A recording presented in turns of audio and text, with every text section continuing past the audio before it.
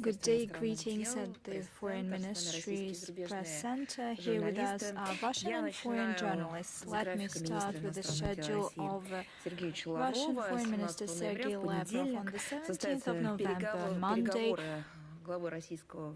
Foreign Minister of Russia will have talks with Foreign Minister of the Republic of India.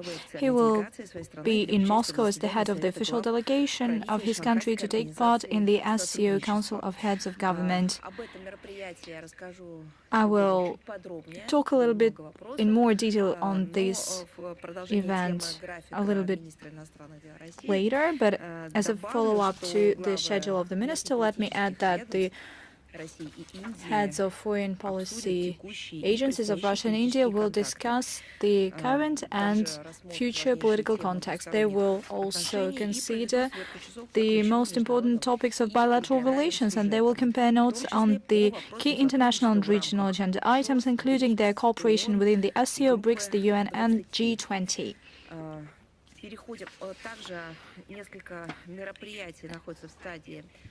Several events are being prepared.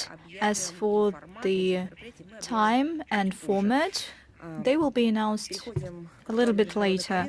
Moving on to the current international agenda, Ukraine, the Kyiv neo-Nazi regime continues to attack civilian facilities, terrorizing civilians. Over the past week, the artillery shellings and drone strikes affected 53 Russian citizens, killing 8 persons. 45 were injured, including 6 children. Also, just a couple of facts of the Ukrainian crimes. The Belgorod region, from 7th to 12th of November, the drone strikes of the Kyiv regime against residential houses, social facilities and cars in Grevron, the settlements of Kozinka, Posakhovo, Beranka, Lozovoye, Proletarsky, killed 2 people, injuring at least 8, including deputy head of the Komnas Territorial Administration, Yulia Lomanos. The Bryansk region, on the 7th of November, the drone attack against the industrial enterprise in Belaberovsk injured 3 employees. The DPR on the 11th of November in Gorlovka, drone strike on car injured 2 people. On the 12th of November, a kamikaze drone attacked firefighters and 4 Emercom employees were injured. The Kursk region, on the 7th of November, the enemy drone attack on the civilian car in Oktyabrskaya injured a 12-year-old boy.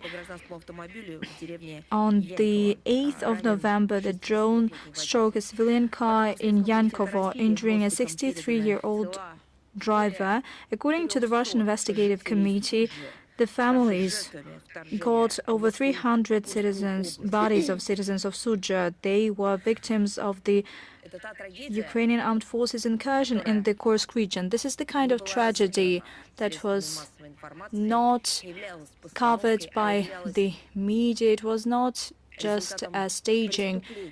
It is a result of a crime of the Kyiv regime, and these crimes were committed by terrorists and extremists. Besides that, in this city, during the search and rescue operations, bodies of 112 citizens of Sudzha were found and exhumed. They perished due to Bandera fighters. The Saratov region, November 8th, the drone attack injured 2 civilians. The Kherson region, November 9th, the Ukrainian fighters shelled a car on the road near Novaya Mayachka settlement, killed a woman. In Kalanchik, a civilian woman was injured. Zaporozhye region, on the 12th of November, Ukrainian armed forces made an artillery shelling and used drones against residential areas in various settlements, killing a woman. And for all these crimes, they will pay, and they are already paying for that. Russian courts continue to pass sentences on Ukrainian neo-Nazi and mercenaries. The punishment of 24 years in prison was given to fighter Maxim Benzenko. On the 14th of September 2024, he killed a civilian in the settlement of Grodovko. 28, 13.5, and 13 years in prison in absentia were the sentences to mercenaries from Georgia, Colombia, the Czech Republic, Guram Burashvili, Kevin Javier Ramirez Nieto, and Karolina Chernoshkova. They are on an international wanted list. The 13 years in prison were given to two fighters from Colombia, Jose Aron Medina Aranda and Alexander Ante. They participated in hostilities as part of the Ukrainian battalions, Karpatsky Sech, and later on they were extradited from Venezuela to Russia. On the 6th of November, the investigative committee reported that indictment in absentia were brought on 75 high-profile representatives of the military and political leadership of the Kyiv regime, including former members of the National Security Council, Arseniy Yatsenyuk, Sergei Poshinsky, Alexander Litvinenko, Valentina Nalyvaichenko, and others. As part of these criminal investigations, over 132,000 people were found victims, including over 24,000 minors. And moving on to their mentors, reportedly the Kyiv clique, although there is an official ban that was lifted for the foreign trips for people aged 18 to 22, the Kyiv clique is ready to take any steps, including information campaigns, to get these people back. And to this end, the Kyiv regime tried to play on the sentiments among the Europeans, well, not to cancel, but at least to decrease significantly the benefits and preferences for Ukrainians in Europe. They plan to focus on shutting down the temporary protection programs and projects related with Ukrainian immigrants, promoting EU initiatives to bring them back home. They also intend to use their signature methods, provocations, delation, and discreditation, including the imitation of a negative perception of Ukrainians by the citizens of the EU. What does it tell us? Zelensky needs to kill even more citizens of Ukraine, and it is clear to everyone already. One of his tasks, besides redistributing enormous amount of money, and besides the shenanigans with weapons, he also intends to destroy the citizens of Ukraine, the citizens of this region. When it comes to hatred towards Russia and everything Russian, that is something that we've been mentioning constantly, and I have mentioned it in the beginning of my remarks, but I would like to specifically highlight here that indeed it is not possible to reject it. One of the goals set by this aggressive West, or say the global minority, namely the liberal Western regimes, one of their tasks that Zelensky faces is to destroy the population of Ukraine. There is no other way to explain it and to decipher it. The Ukrainian Foreign Ministry, in contacts with NATO and EU, intends to ensure the extradition of Ukrainians that are being detained or that are being imprisoned of these states. Don't the Kyiv regime and Zelensky understand that the citizens of Ukraine that are currently in Europe will be destroyed instantly because they don't have any training And most importantly, they have no intention and aspiration to defend their homeland that was seized by the Kyiv regime. They don't have this desire. Don't they understand that they will fall victims to this massacre? And clearly, they understand it full well on the Bankovaya street. And that is exactly why they need even more people, because the goal is not to protect Ukraine. The goal is not to bring back regions and territories, as they put it. The goal has nothing to do with any constructive efforts, even according to their own rationale. They have only one goal: to destroy Ukraine, the citizens of Ukraine, the economy of this country, because they make it dependent on Western loans with atrocious interest rates, to destroy lands that are infected by everything, starting from GMO up until depleted uranium, to take this land away and to destroy the morality, because they basically eliminate their own history, their faith, their religion. They destroy everything that has to do with Ukraine, its citizens, its culture, its legacy, values. That is the task of Zelensky and all his crew. And these persons, once they return to Ukraine, are to be taken to the forward units of the Ukrainian armed forces in the hostilities areas, and these massacre storms shall be filled by those who will be caught in the European countries. I do not know how they are planning to organize that, whether there will be business trips of these people who will catch recruiters, or the Western countries will form units of people who will catch Ukrainians. Probably this will take hybrid forms. But the thing is that they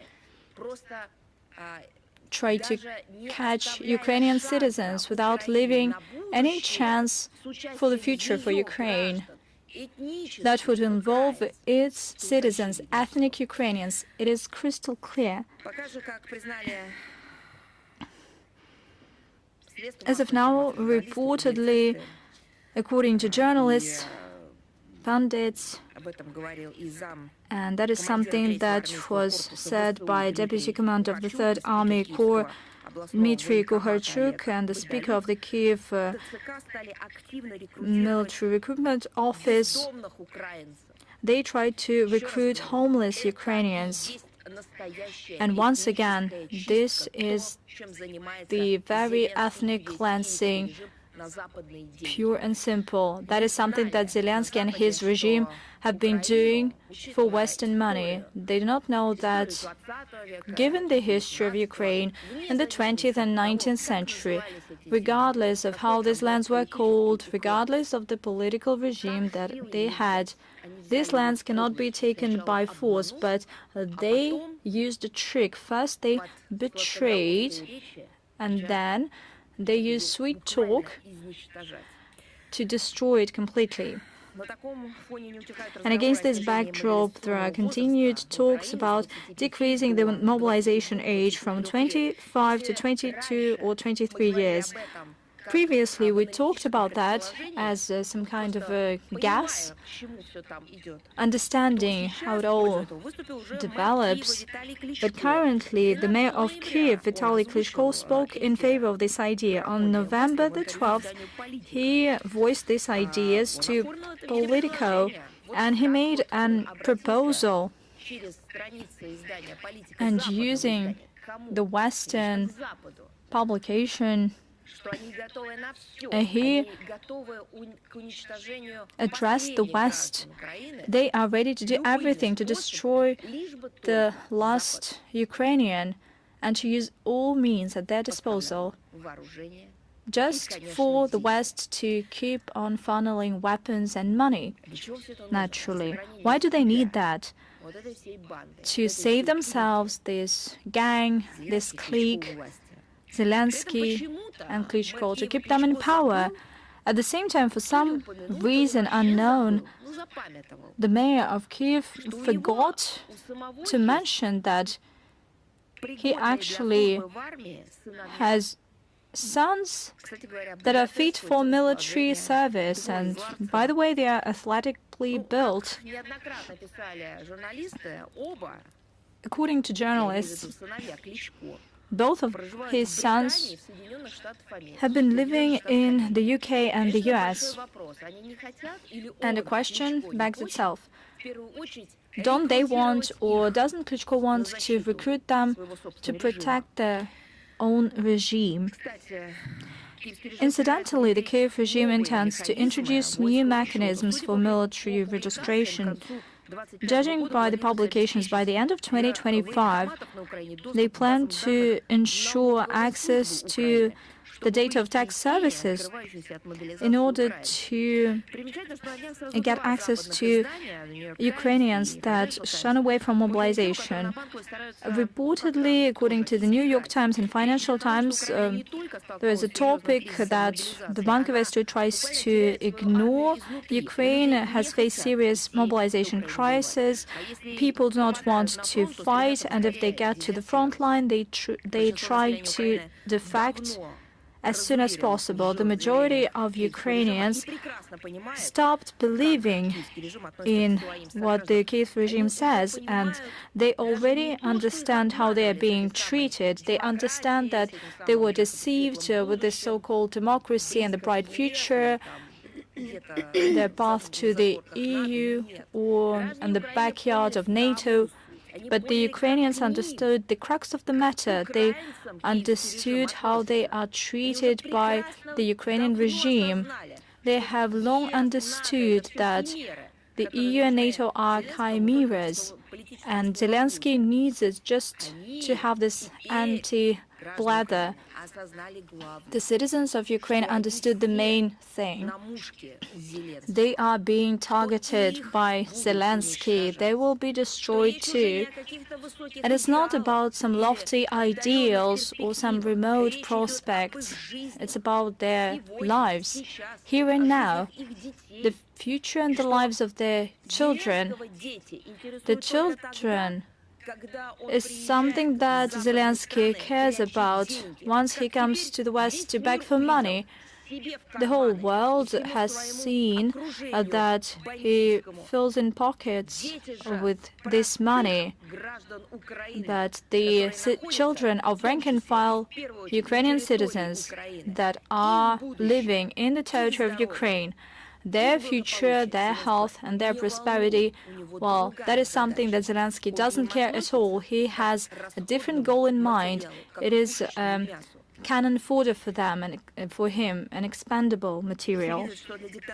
Everybody saw that for the dictatorship of Zelensky, Ukrainians are just slaves without rights. They can be sacrificed to keep himself in power. For this atrocious mechanism of the global, murderous, corrupt machine, as Viktor Orban has rightly put it. For this mechanism to keep on working, they are ready to destroy every Ukrainian. And here, Ukrainian diplomat Kyslytsa made a publication in a Western newspaper on November the 11th. We're talking about First Deputy Foreign Minister of Ukraine. He was published at the Times, and he explained some curious details about the three rounds of resumed negotiations with the representatives of the Kyiv regime in Istanbul. And this publication had a goal in mind to make readers sympathize with the Ukrainian delegation. It turns out that the Ukrainian delegation had a hard time under the psychological pressure of Russians. Do you know what he was talking about? He said that Mr. Medensky wrote read a lecture to them on history. Certainly, if you do not study history, then every mentioning of historical facts will be seen as a psychological pressure because you are not prepared to face that because they canceled their own history. And of course, he stated that unfortunately Russian diplomats knew the past of each of the Ukrainian representatives very well, and sometimes even said rather provocative and unpleasant things. Did they really think that Russian delegation headed by Mr. Medinsky, part of which were diplomats, were headed to meet someone they knew nothing about? Now, you see, our diplomatic school is based on something else, on the knowledge of facts, on understanding who your negotiating colleagues are, on preparing for these negotiations. As for how the unpleasant things were said, nobody promised that pleasant things would be said. According to him, the Russian participants thus tried to anger the Ukrainian counterparts in order to later accuse the Kyiv regime of disrupting the negotiations. Hang on a second. I have a question. Who was it who denounced the idea of negotiations? The very same material published by the Times. We find out that Mr. Kyslytsa, the first deputy foreign minister, said that Ukraine has concluded negotiations with the Russian counterparts. That is what he said. He was quoted largely all around the world. So I have a follow-up question. Why, once again, blame the Russian side for something you are doing right now? The Kyiv regime, once again, it is clear from Kyslytsa's statement, decided to put a stop to the negotiations process. First time they did it under the British pressure. Boris Johnson visited Ukraine, and as he said, personally tried to talk Ukrainians out of negotiating with Russia. And now, as Kyslytsa said, they did that this way by not following through with the negotiations. But he should have added that the proposals made by the Russian side, by example, for the exchange of detained persons, were once again disrupted by the Kyiv regime. They've perhaps carried out less than 30% of what was agreed upon. It is clear that Kyslytsa has become so imbued with Kyiv's pseudo-historical speculations about Ukraine's secret origins that he's now unable to distinguish truth from falsehood. But truth, as they say, hurts. Even more absurd are his fabrications about the alleged repeated disregard by Russian representatives of any attempts to talk about the substance. That is a direct quote. And their desire instead to impose the idea of creating working groups and other mechanisms in order to convince the Americans of the success of the negotiations and avoid punitive measures on their part. So according to the Ministry of Foreign Affairs of Ukraine, creation of working groups and other mechanisms was necessary to just simulate the process. I believe that is definitely something psychiatrists should take a look at, because any time the Russian side arrived to the negotiations with Ukraine brought clear proposals, and these definite proposals were carried out as long as Ukrainian side did not stand in the way.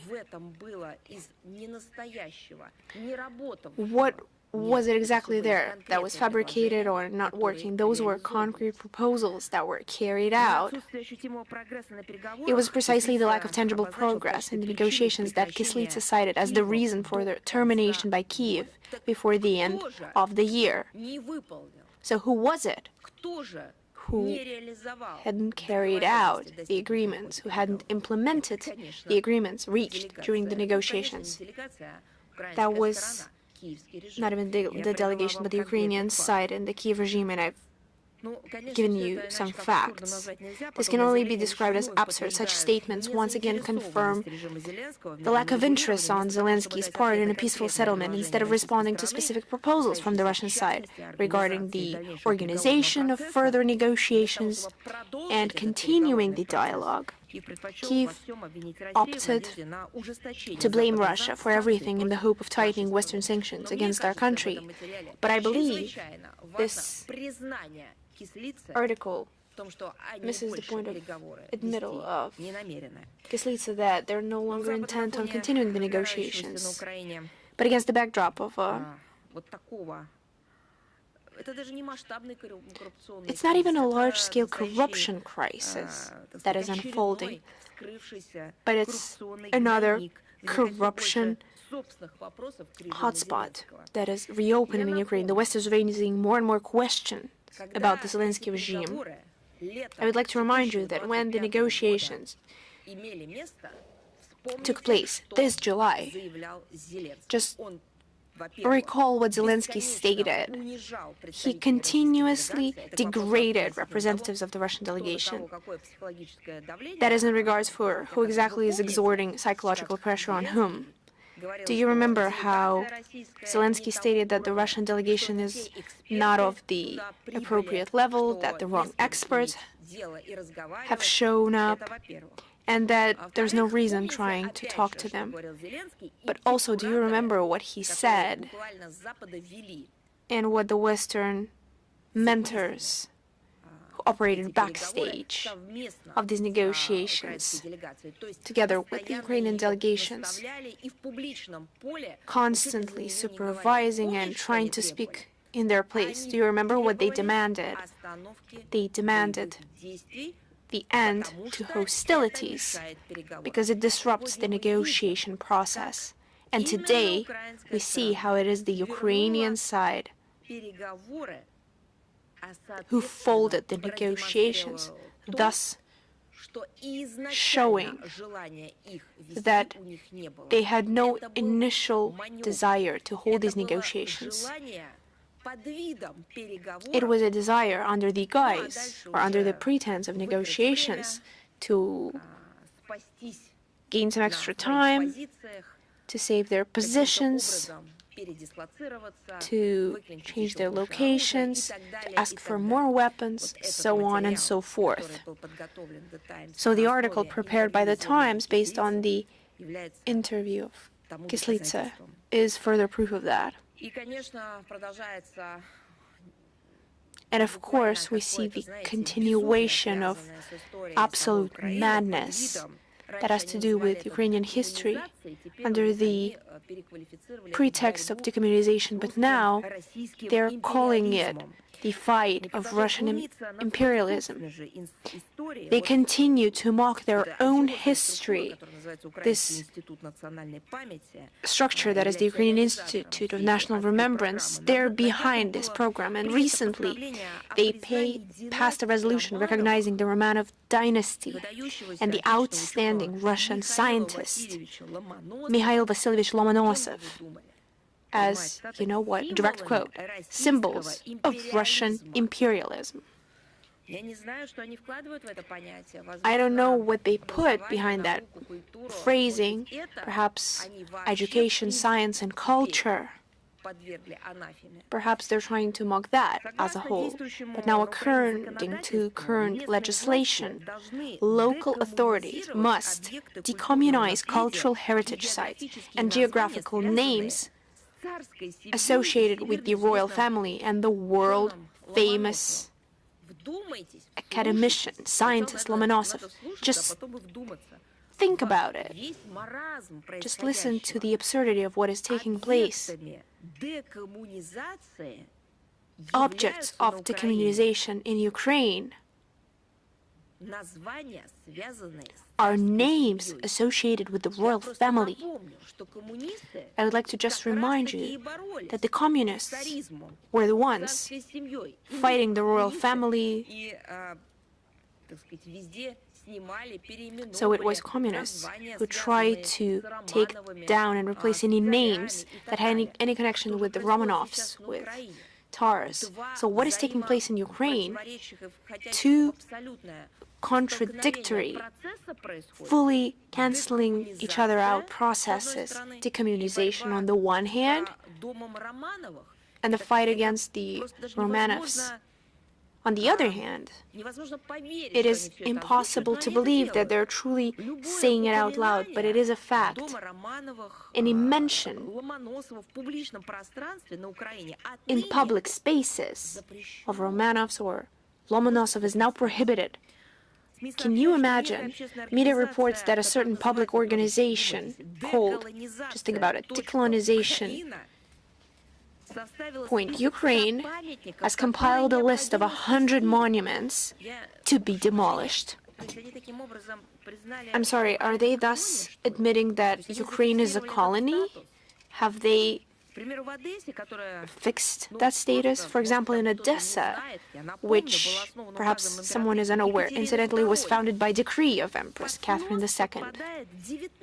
19 of such objects are subject to demolition, including the column erected in Alexandrovsky Park in 1891, now Shevchenko Park, in honor of Emperor Alexander II,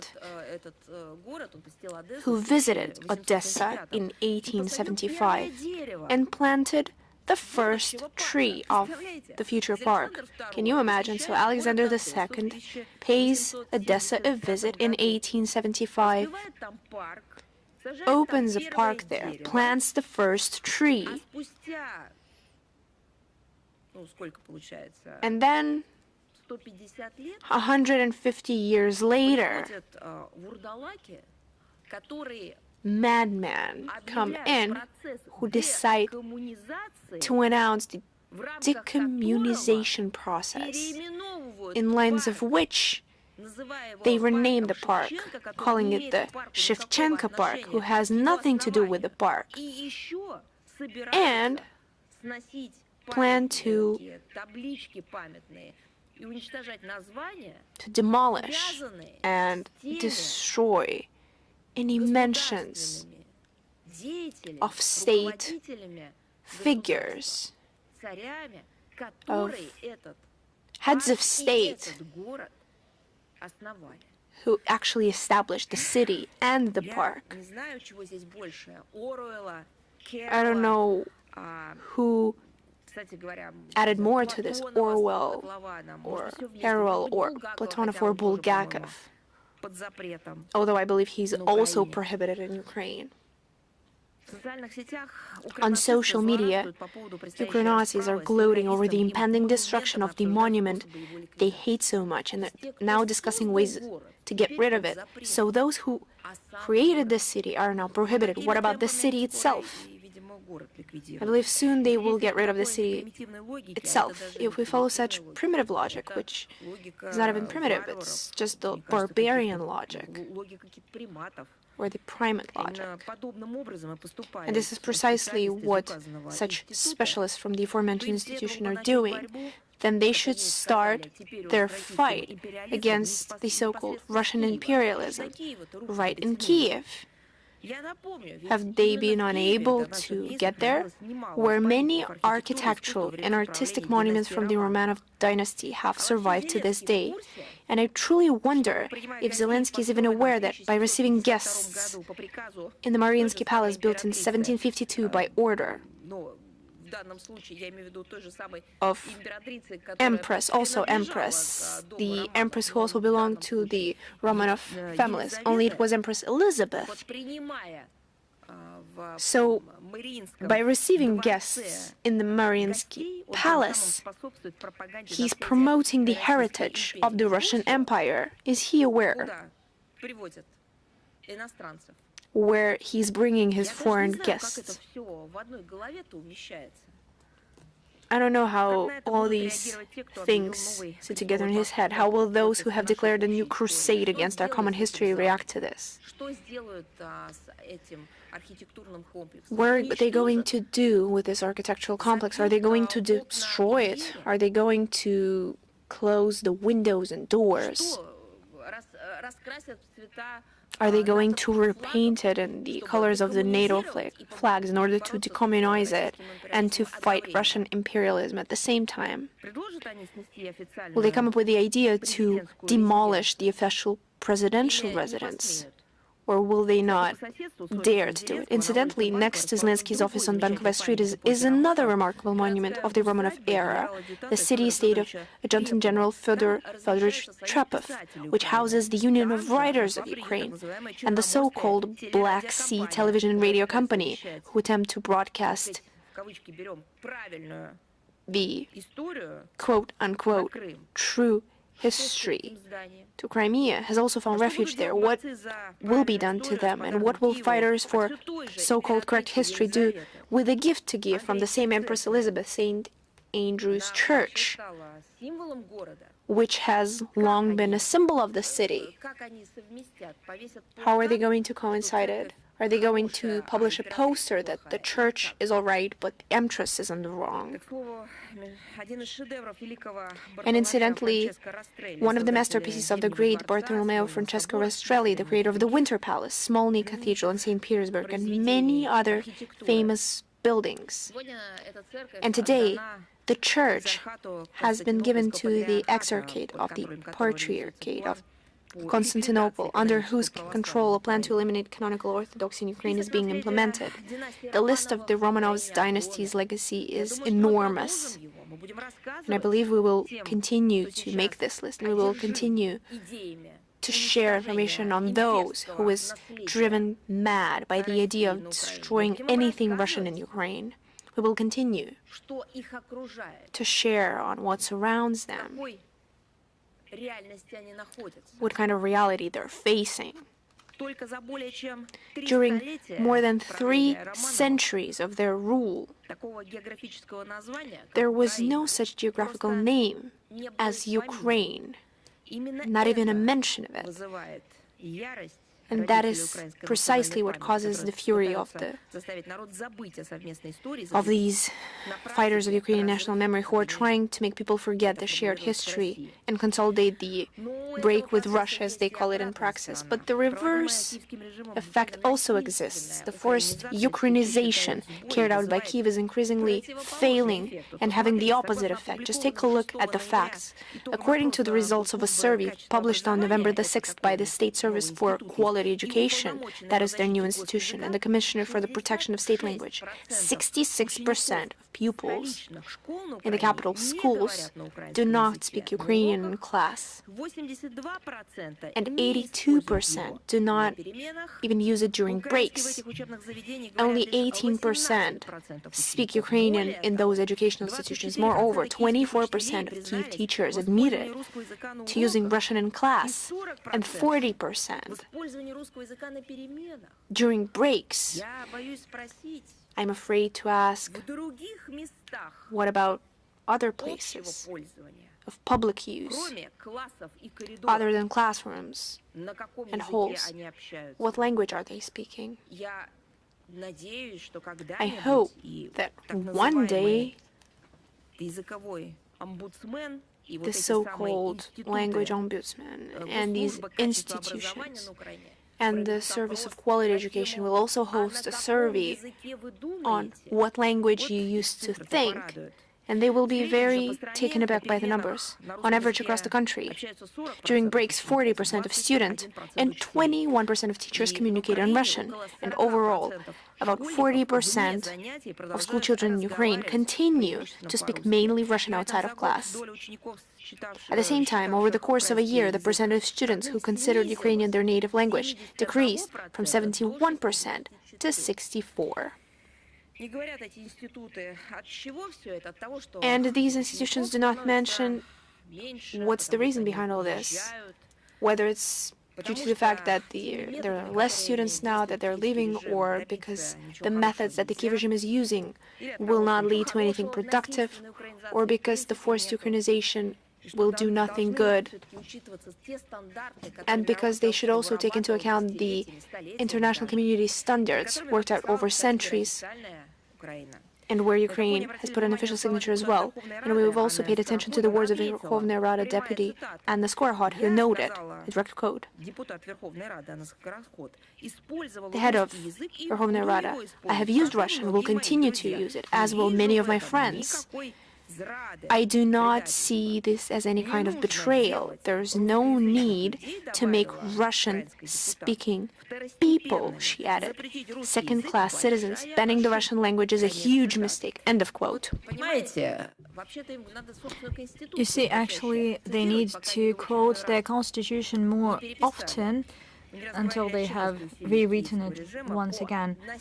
We have repeatedly said that the efforts of Kyiv to forcefully change the language identity of Ukrainian citizens are in vain, despite all the bans and fines, persecutions, mockery. People do not want to forget the Russian language, they want to speak it, and this trend is so obvious nobody cannot hide it.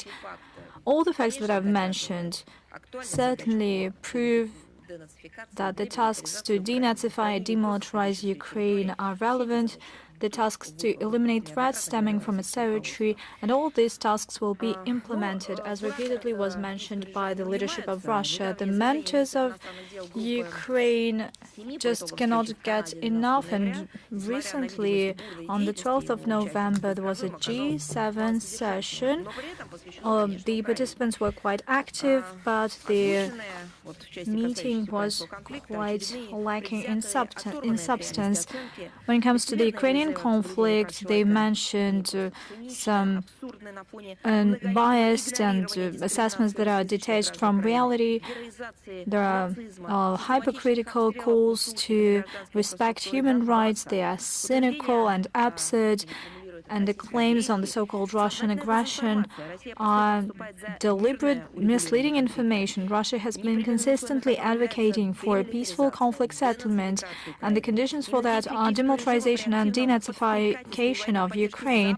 The actions of the Kyiv regime with the active instigation by the West, including from the G7, back in the day undermined the implementation of the Minsk agreements and led to the escalation. Let me remind you that the Brits, that are part of G7, manually destroyed the negotiating process in 2022, and the idea of announcing a ceasefire without clear agreements on a comprehensive peaceful settlement are baseless. They open the path for funneling Ukraine with weapons, resuming military pressure against our territories, and further destabilization. And the Kyiv regime has recently stated that it has halted all negotiations with Russia. It is noteworthy that at this shindig, the officials from Ottawa, at the closing of their presidency, announced new anti-Russian sanctions, including on energy and entities that have to do with the development of drone technologies and cybersecurity. Basically, they were imposed and entered into effect a week prior to that, on November 6th. By the look of it, the Canadian authorities didn't find another way to attract the attention to this large-scale international event, but to show their allegiance to the Russophobic cause started in 2014. Former Prime Minister Justin Trudeau and the granddaughter of Hitler henchman Christopher Friedland did not put the final nail in the coffin of Russia-Canada relations, but the current Prime Minister, Mark Carney, might as well do that. We retain the right to a response, and definitely these measures will be taken in the near future. We'll brief you on that. And another anti-Russian something happened in Dublin. On November 5th, there was a conference with the obnoxious name Security and Democracy in Europe in the shadow, as they put it, in the shadow of Russia's war against Ukraine. And as it turns out, the Ukrainian side was the initiator of this event. First, Deputy Foreign Minister Kyslytsa reiterated the notorious ideas regarding the Russian threat against Ireland and the whole enlightened West. He warned that they could be put on their knees because Moscow could use its all-penetrating hybrid toolbox. And he said that Ireland should revisit its traditional neutral status, and he simply put it as it is. This neutral status is an atavism, and they should get rid of it without any mercy. Probably he didn't think that he sets a bad example of getting rid of atavism, because in his particular case, getting rid of the signs of atavism means returning to the animal image. But actually, the humankind is moving in a different path, championing and defending everything human in itself. Kyslytsya mentioned the example of Finland and Sweden. They got rid of the non-block statues that for centuries guaranteed peace and security to them, and now they have filled in the ranks of NATO vessels. They wait for the instructions from above in their barracks. And by the looks of it, the officials of the Zelensky regime want Ireland to have this fate, at least to push it by all means to do that, as if Ireland cannot sort itself out without the example of others. That is why Kyslytsya and his team, although he is a guest in Ireland, deemed that he is entitled to interfere into this delicate matter and to impose his only right opinion. Various officials, various people might have different fate and policy. Some of them want to be pushy, but in this case, they should present something successful. And they should not be offering something, but they should push for something, because we're talking about a successful example. What kind of an example could be presented to Ireland by the representative of the Foreign Minister of Ukraine in 2025? What is the success story here? Science, technology, security. Is there some kind of an understanding that this project is successful? It is not successful at all. And hence the question, what did you bring with you, and how can you lecture anyone? The most noteworthy here is not just Russophobic bogus stories invented by the Kyiv regime daily, and not the shameless attempt to interfere into domestic affairs of Ireland, but the most noteworthy is this platform in Dublin where this ugly scene has unfolded. The thing is that it all happened in the office of the European Commission in Dublin, and these entities are located in all EU members, and they seek to play a role of national branches of the Brussels European Institute, and they should serve as a voice of the European Commission. They should raise awareness of their activities. However, one thing is to instill to Irish people this belief in Euro integration, although it is associated with deindustrialization. But the other thing is to use traveling representatives of the Kyiv junta to impact the Irish public opinion on one of the most sensitive foreign political or domestic political issues, the neutral status of Ireland. There is no doubt that that was exactly the goal of this endeavor, because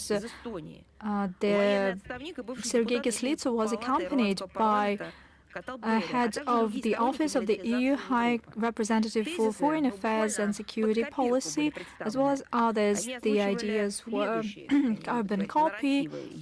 They have mentioned the following ideas. Europe is facing with existential threats, and they have nothing to do with deindustrialization and losing business.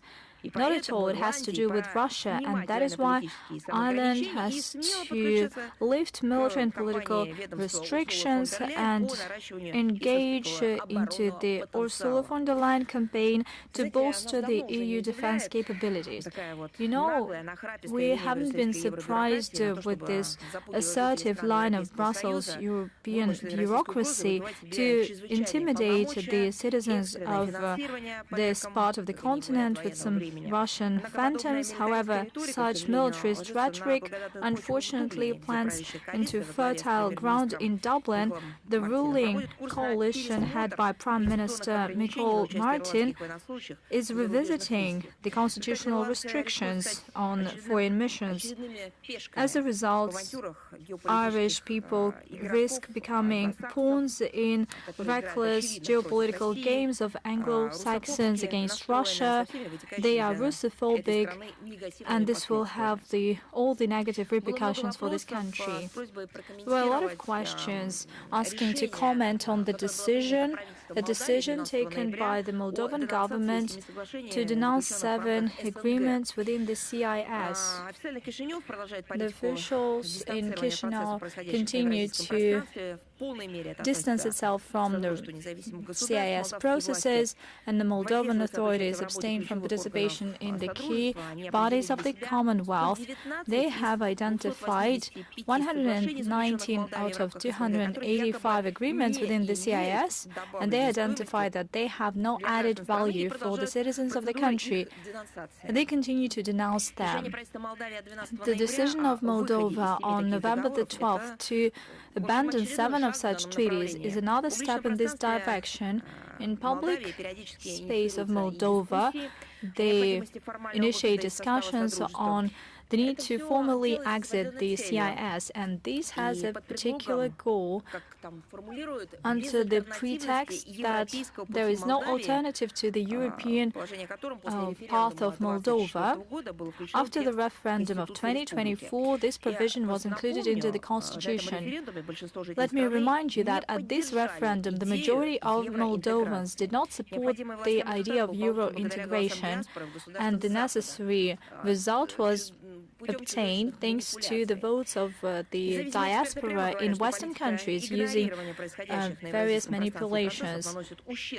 This is detrimental to Moldovan national interests, primarily in economy. There are less opportunities for Moldovan producers to get access to dynamic market of the region. The cooperation ties are lost, according to analysts. The claims of authorities that the European market will fully meet the demand of Moldovan experts is just an illusion. It has nothing to do with the real life. According to Moldovan statistics, in January and July 2024, the supplies dropped by 4%. This is a real indicator of how they are waiting for Moldovans in the European Union. As a result of this lopsided Western-centered policy of Chisinau, we see a dire social and economic crisis. It is being detrimented by the debt burden, and it is not by chance that the majority of Moldovans stand for a balanced foreign policy of the Republic and keeping its membership within the CIS. Unfortunately, the officials in Chisinau continue to ignore the opinion of their own citizens. Sudan, reportedly, there are a lot of tortures and massacres, executions and other crimes against civilians in El Fasher, that is the province of Northern Darfur, the Republic of Sudan, and the neighboring regions after it was seized by the Rapid Support Force. and it is being aggravated by the dire humanitarian conditions. Reportedly, there are still some 200,000 civilians in al-Fashir, including dozens of thousands of women and children. Moscow condemns the crimes against Sudanese civilians. We call for consolidated efforts of the international community to put an end to the bloodshed and a violation of human rights in northern Darfur, as well as to have investigation and punish those responsible.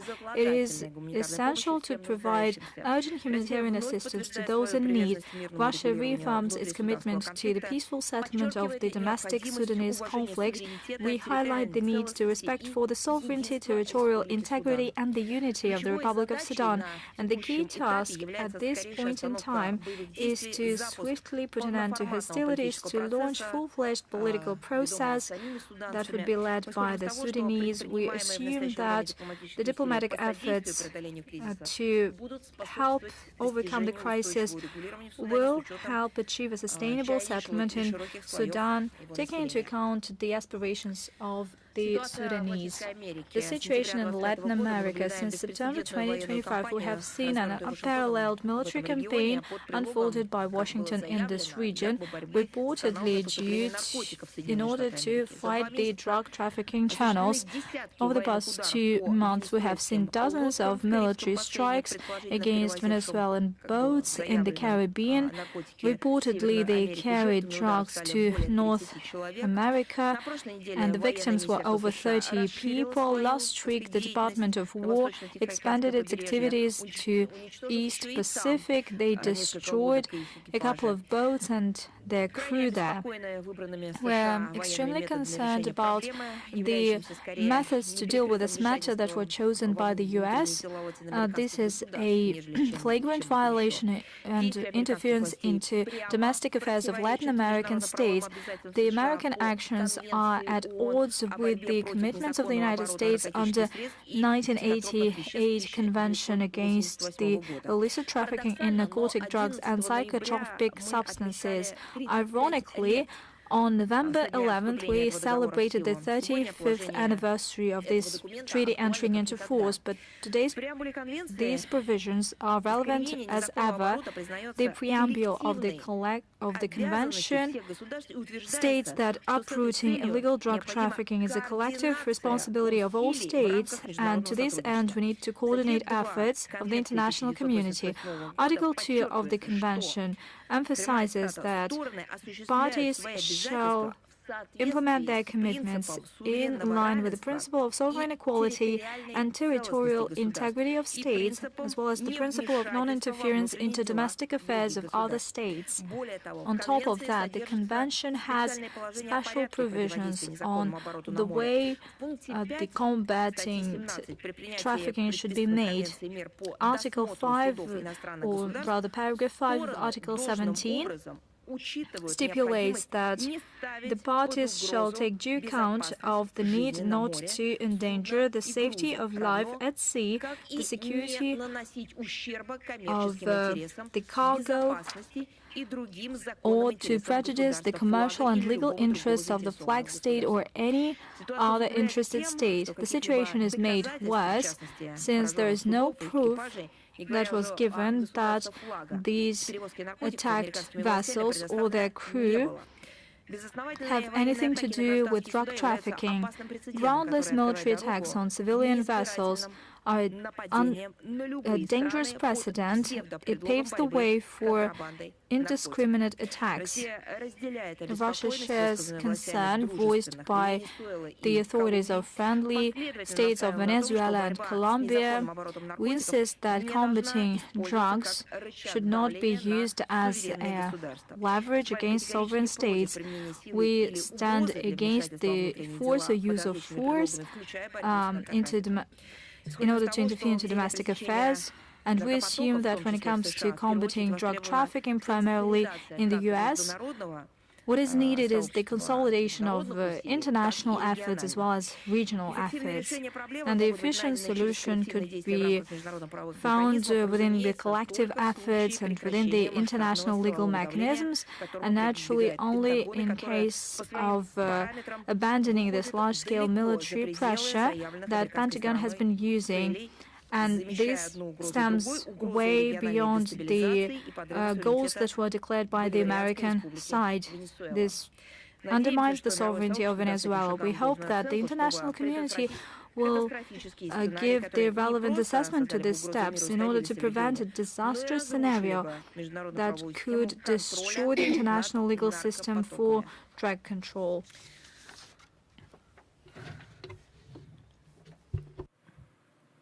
On the 80th anniversary of the victory in the Second World War, we continue our work to unveil the Japanese militarism work. And we have repeatedly emphasized that there is no statute of limitations on these crimes, and legal proceedings to punish all those responsible continue to this day. The Prosecutor General's Office of the Russian Federation, in March to June of this year, adopted resolutions to revoke the 1980s-2000s conviction of the rehabilitation of 24 Japanese citizens. Their names will be listed in the text version of this briefing. During the war and after Japan's surrender in 1945, they participated in sabotage and espionage activities directed against the Soviet Union.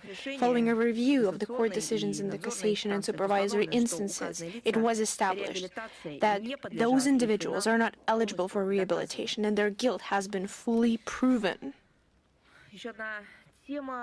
Another subject. During our weekly briefing, we often mentioned crimes of French colonialism in different regions of the world. I would like to remind you that the Russian Foreign Minister's website has a special section dedicated to their historical and international legal responsibility for crimes committed during the colonial and post-colonial periods, which is regularly updated. And today, we want to recall another sad page in history, France's mine terror against the civilian population of Algeria during the national liberation struggle, and the kind of help that the Soviet Union provided free of charge in demining the territory of this North African country. Let me remind you of the facts. Allegedly, in order to prevent arms supplies from Tunisia and Morocco during the Algerian War of Independence, which lasted from 1954 to 1962, France laid millions of mines along the eastern and western borders of Algeria. As a result, 3 million Algerians living in border areas were forced to leave their homes. Since then, more than 7,500 civilians have fallen victim to mines in Algeria, despite the fact that more than 62,000 hectares of land have been cleared and nearly 9 million mines have been defused. Even today, in 2025, there are still reports of civilians being blown up by them. Even 60 years after the end of hostilities, anti-personnel mines remain one of Algeria's greatest humanitarian disasters. In September 1962, the Algerian leadership appealed to Moscow, asking for assistance in destroying minefields. The Soviet government agreed to do so, free of charge, unlike Western countries, who charged Algeria hundreds of millions of dollars for this service. Soviet specialists carried out extremely difficult, dangerous work in conditions that were unfamiliar. They were hard to understand. They were very non-traditional for our people. And the last Soviet sappers, I'd like to recall, left Algeria in June 1965. During that time, they defused about 1.5 million. Just think about it. They have diffused about 1.5 million mines. 1.5 million. We're not talking about thousands or hundreds of thousands. 1.5 million mines were diffused by Soviet specialists. They cleared more than 700 kilometers of minefields and cleared 120,000 hectares of land. The Algerian people remember this truly titanic work and regard it as a manifestation of the highest humanity and genuine brotherhood. On November 3rd to 7th this year, Algeria was visited by a living participant in this feat of Soviet soldiers, 97-year-old military engineer Andrei Yakovlevich Pavlenko. He took personal part in the mission of Soviet sappers on November 4th this year. He was received by the President of the People's Democratic Republic of Algeria. Earlier, the Algerian head of state awarded Mr. Pavlenko the highest Algerian state award, the National Order of Merit, and on November 5th this year, a solemn ceremony was held in the vicinity of El Khaled to unveil a monument to Soviet sappers. I would like to take this opportunity to thank our Algerian friends for the hospitality and warm welcome given to our compatriot, our citizen. We appreciate the attention and respect shown by the official Algeria, who have not forgotten our country's significant contribution to the decolonization of Africa, as well as the establishment of Algerian statehood and the assurance of its security and sovereignty.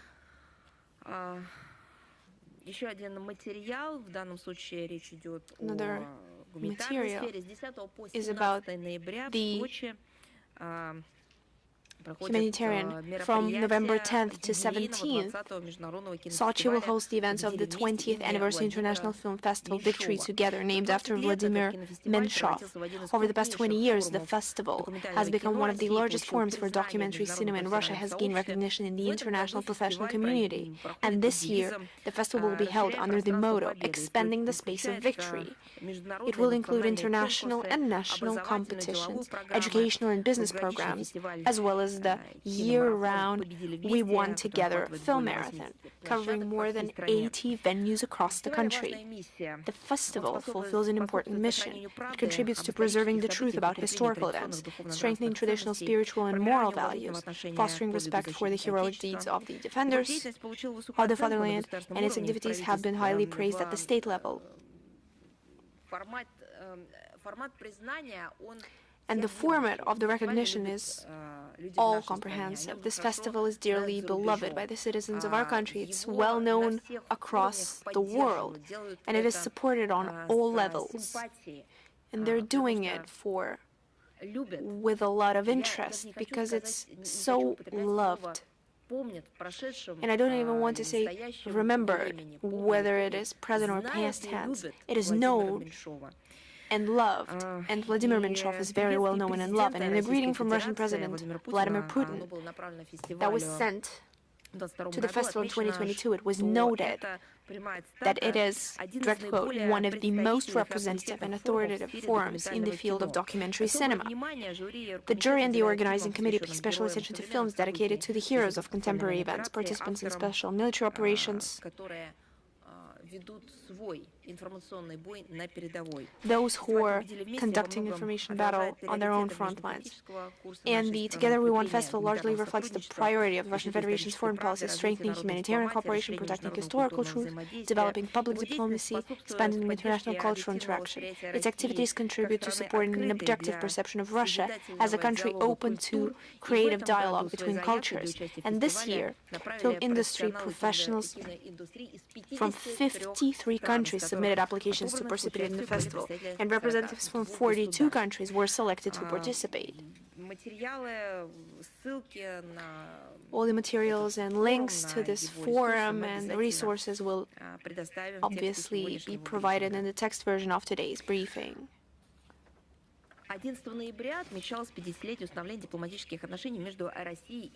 On November 11th, we marked the 50th anniversary of the establishment of diplomatic relations between Russia and Angola. Those relations are traditionally friendly, based on mutual respect and support. They are based on coinciding or similar approaches to key issues on the international and regional agenda. It is noteworthy that diplomatic relations were established at a crucial moment for Angola, on the Independence Day. This historic date symbolizes the courage, fortitude, and heroism of the Angolan people. And at the cost of considerable sacrifice and enormous effort, they defended their right to live in freedom, to live in truth and build their statehood as they saw fit. And we are proud of our involvement in Angola's national liberation, which was made possible in large part by our country's political, military, and economic support for the just cause of Angolan patriots. And we cherish the high level of Russian and Angolan relations achieved over half a century. We're ready to continue working together to preserve and increase the accumulated potential for mutually beneficial cooperation in the political, trade, economic, scientific, educational, humanitarian, and other areas. On November 15th marks the day of the proclamation of the independent state of Palestine. On this day, in 1988, the Palestinian National Council adopted the Declaration of Independence of Palestine at its session in Algiers, and the leader of the Palestine Liberation Organization, Yasser Arafat, announced the creation of the Palestinian state. And 3 days later, on November 18th, 1988, our country also recognized the state of Palestine. The Declaration of Independence was a turning point for the Palestinian people in their quest to restore historical justice and achieve statehood in accordance with UN General Assembly Resolution 181 of the UN General Assembly adopted on 29th of November 1947, which remains unfulfilled insofar as it concerns the creation of an independent Arab state in the historic lands of Palestine. And our country has consistently and resolutely defended the legitimate national aspirations of the Arab people of Palestine to establish two states, Jewish and Arab, on the territory of Palestine, including the right to establish an independent and sovereign state.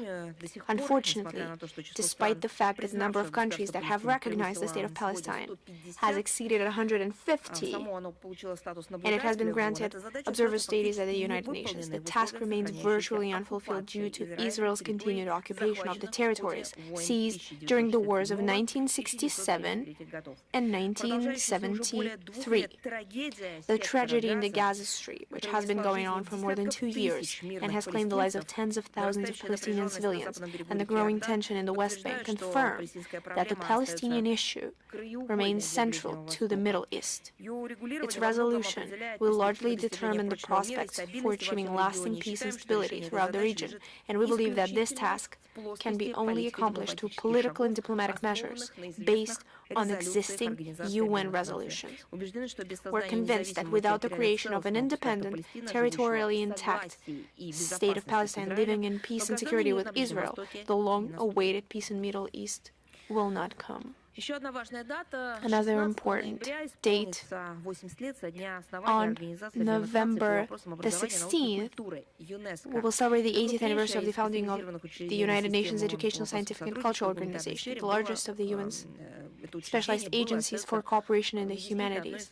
It was and remains one of the world's best-known international organizations. Its purpose is enshrined in the UN Charter, is to achieve international peace and the universal well-being of humankind through the cooperation of the peoples of the world in the fields of education, science, and culture, end of quote. And currently, 194 states are members of UNESCO. Russia joined the organization in 1954.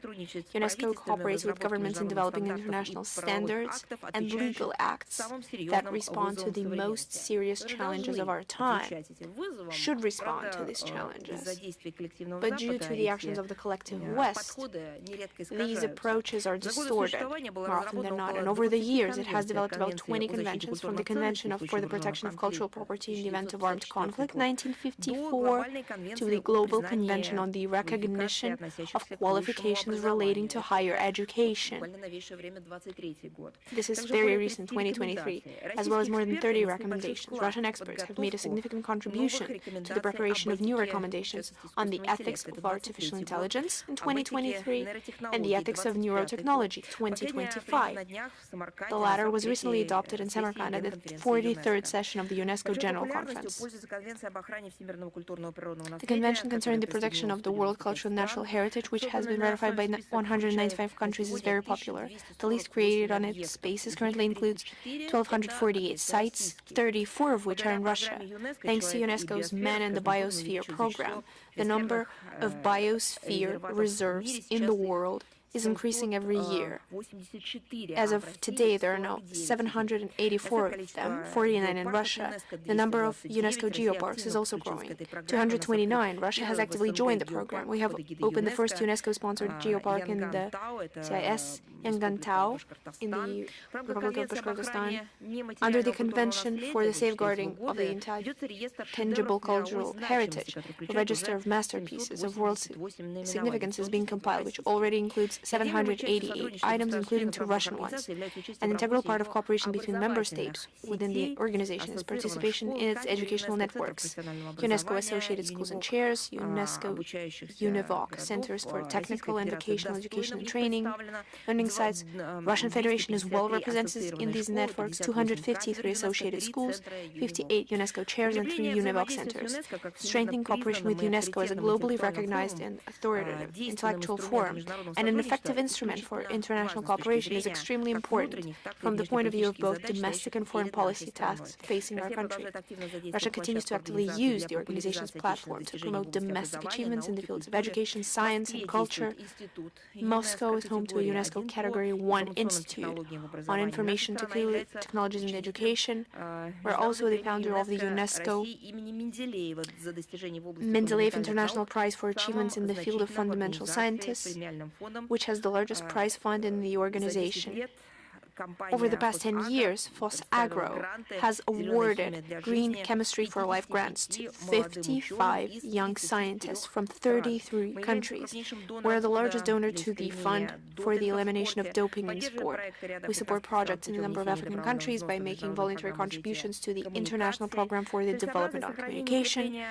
The expediency of maintaining and strengthening Russia's cooperation with UNESCO lies not only in the opportunity to use the authority and intellectual potential of this organization, but also in obtaining significant practical benefits from participating in the activities of various specialized bodies of UNESCO,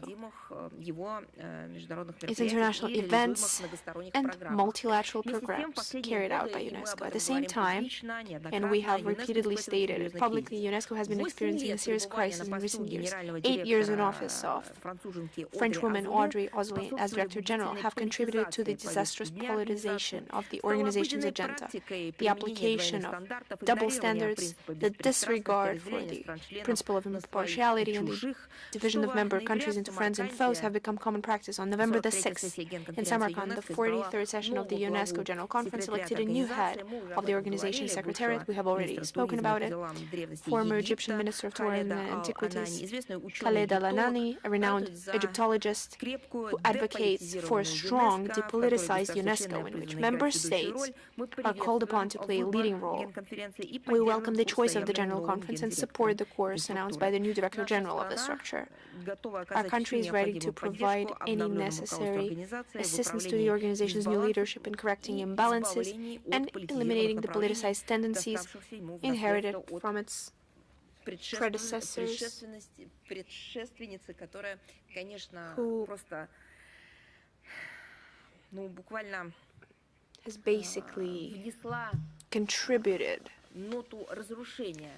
to the destructive nature of UNESCO, if not painted a bleak picture. On November 21st, the International Scientific Practical Forum No Statute of Limitations Nuremberg 80 years will be held in Moscow in the Central Exhibition Hall, managed in the Victory Museum.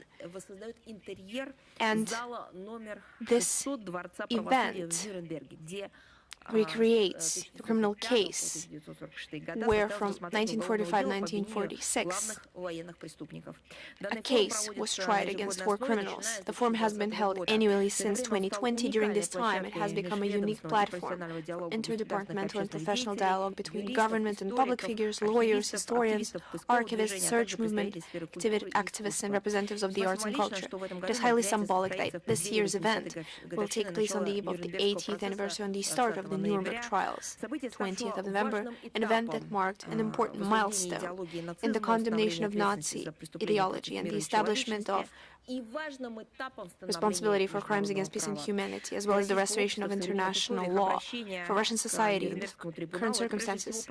The appeal to the Nuremberg Triangle is first and foremost a manifestation of a consolidated position of rejection of Nazism in all its manifestations, loyalty to norms of international law established on the basis of the Tribunal's decisions, and the protection of historical memory as the foundation of sovereignty.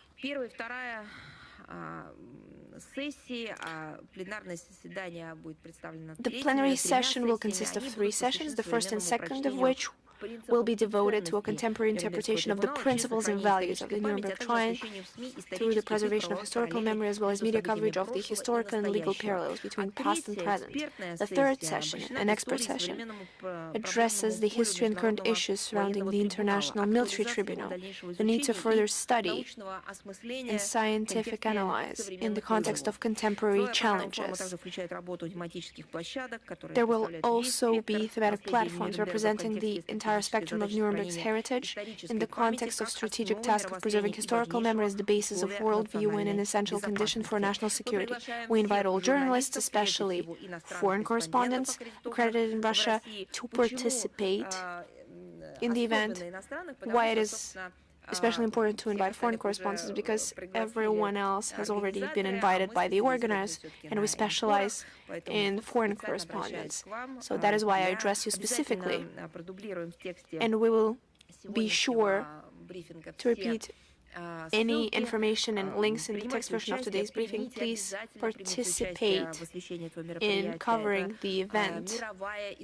This is the world history. This is the history of international law. And I believe that you will not regret it.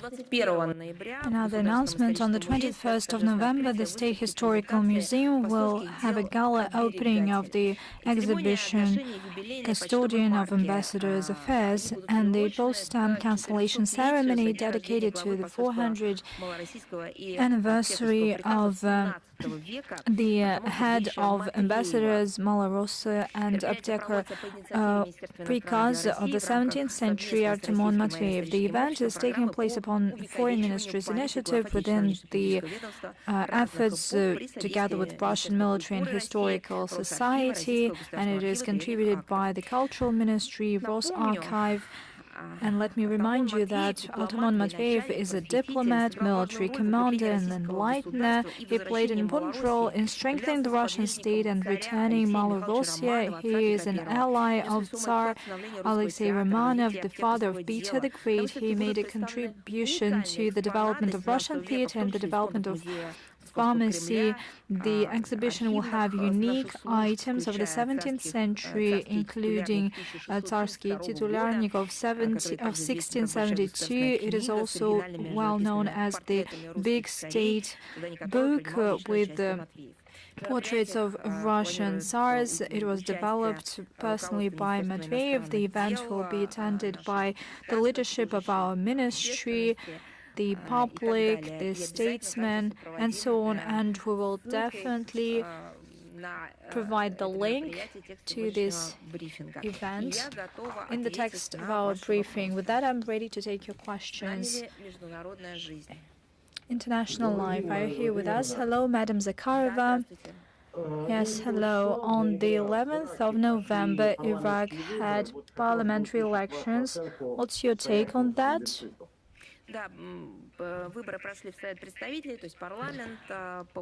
Indeed, there were parliamentary elections. According to reports, the turnaround was quite high.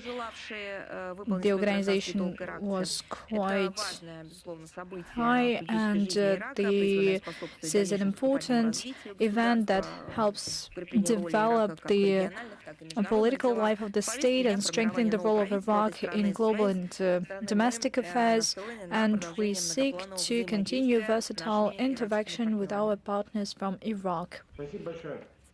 Thank you so much. Thank you. RIA Novosti. Hello, Madam Zakharova. Christina Rodriguez, RIA Novosti. I would like to ask you to comment on the situation around the interview of Minister Lavrov with the Italian newspaper Corriere della Sera. We see the response of the foreign ministry. We see the feedback from the Italian news agencies. What's the outcome? I believe that it's not the end of the story, it's the beginning of the discussion. And this discussion needs to be launched primarily in the Western community, in the Western society. It showed a harsh censorship that exists in Western media outlets. Open, direct censorship that is not concealed. As I can see it, it is encouraged even.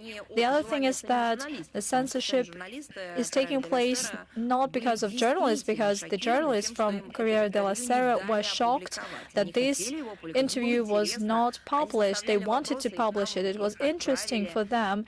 They made questions. They sent it to us. They were ready to work on the text.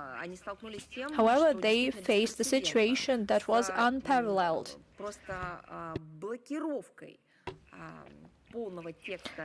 The full text of the interview was blocked by the powers that allegedly put pressure on this newspaper.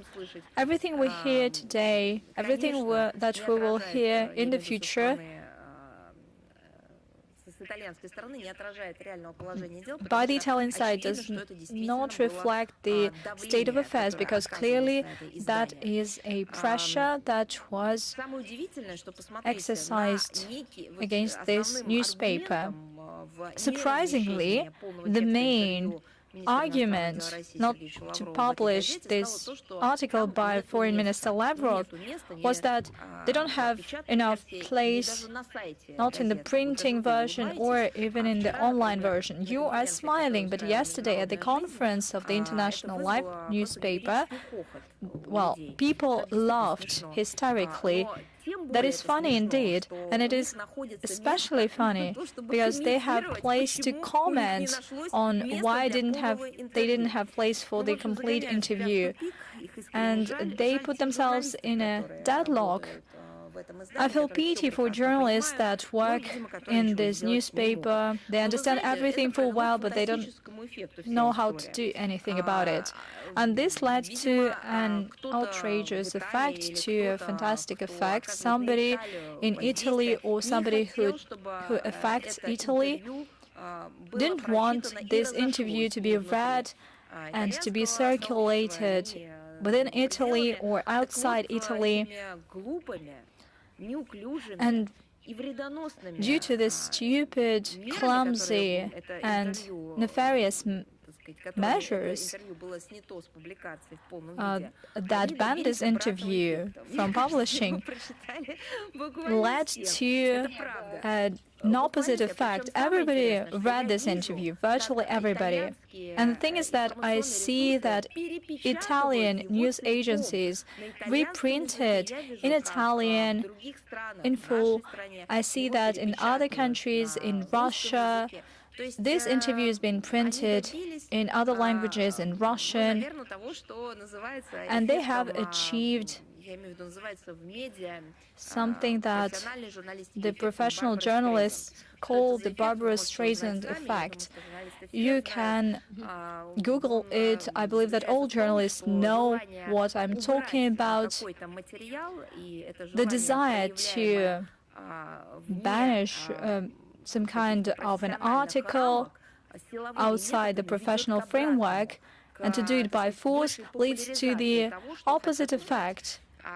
What they want to cancel is something that is made extremely popular, and you can read the story behind this effect, the story of Barbara Streisand.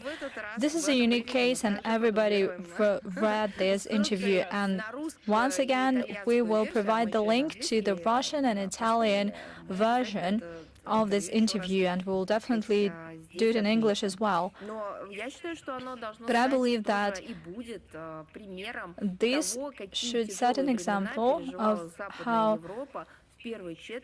what kind of difficult times Europe has been going through in the first half of the 21st century. The political censorship and this Bowie from Democracy. RT, are you here with us? Hello, we are always with you. Madam Zakharova, could you please comment on the publication by South African news portal News24? It claims that at least 18 members of former South African President Party came to Russia to train as bodyguards, and after that, they found themselves in the barracks at the front line at the special military operation, and Cyril Ramaphosa condemned the exploitation of young and vulnerable people. It was also claimed that at diplomatic level, these citizens are being repatriated to South Africa. Could you please comment on that? You know, I've seen the materials that you made reference to. I double-checked that, and I can say that the Russian side does not have data on the South Africans that you have mentioned. Allegedly, they were sent to Russia, and reportedly they were sent to have this bodyguard training, and after that they found themselves in the special military operation. We don't have this information. At the same time, we paid attention to the statement by the South African presidential administration on the 6th of November. Vincent McMahon said that Cyril Ramaphosa intends to use diplomatic channels to return them home. We haven't seen any requests from South African Foreign Ministry, and should we get this official request, we will be ready to consider them in the spirit of strategic partnership between Russia and South Africa. Thank you so much.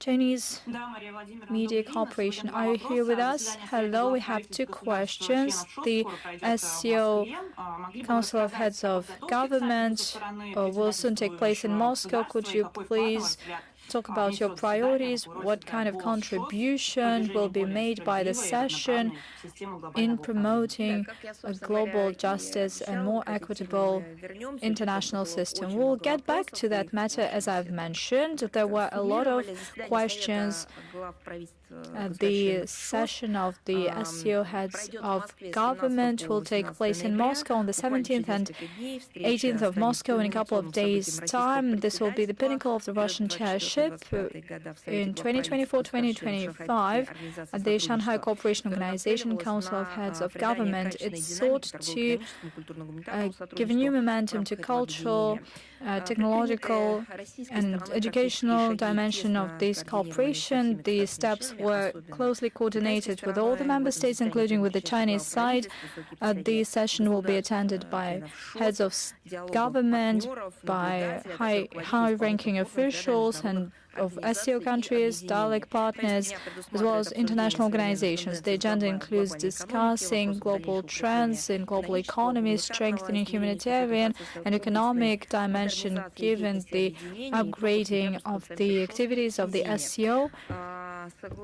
Take into account the SCO summit in Tianjin, the coordinated assessments of SCO member states of the current state of affairs and practical approaches to addressing the tasks at hand will be reflected in the joint communique and the statement on economic situation in the world and within the SCO space. A number of projects have to do with specific tracks of interaction as well as financial and organizational aspects of the group's functioning. Today, on the 14th of November, Moscow opened the session of the National Coordinators Council.